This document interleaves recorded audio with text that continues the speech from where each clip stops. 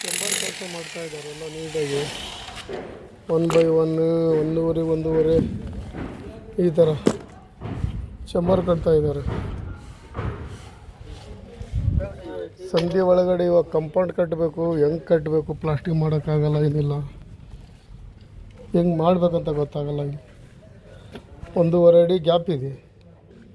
ಈ ಗ್ಯಾಪಲ್ಲಿ ಏನು ಮಾಡಬೇಕಂತ ಒಂದು ಗೊತ್ತಾಗ್ತದೆ.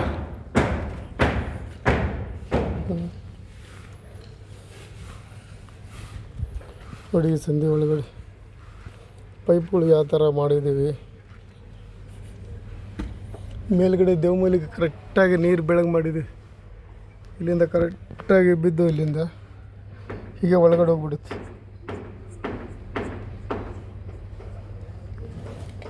ಹೋಗ್ಬಿಟ್ಟಲ್ಲ ಬೋರ್ ಹತ್ರ ಹೋಗಿ ಇದಾಗುತ್ತೆ. ಈ ಸಂಧಿ ಒಳಗಡೆ ಪ್ಲಾಸ್ಟಿಕ್ ಮಾಡೋದು ಒಂದು ಸಮಸ್ಯೆ ಆಗೈತಿ.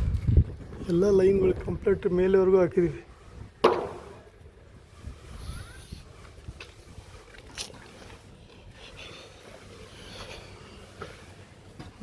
ಹೆಂಗೆ ಮಾಡೋದಪ್ಪ ಯೋಚನೆ ಮಾಡ್ತಾರೆ.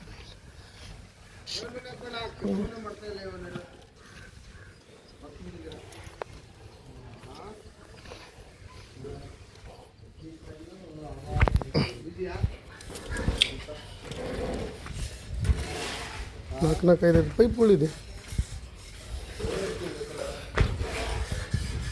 ಇದು ಸಂಪು 6 ವಾಲ್ಟಿಂಗ್.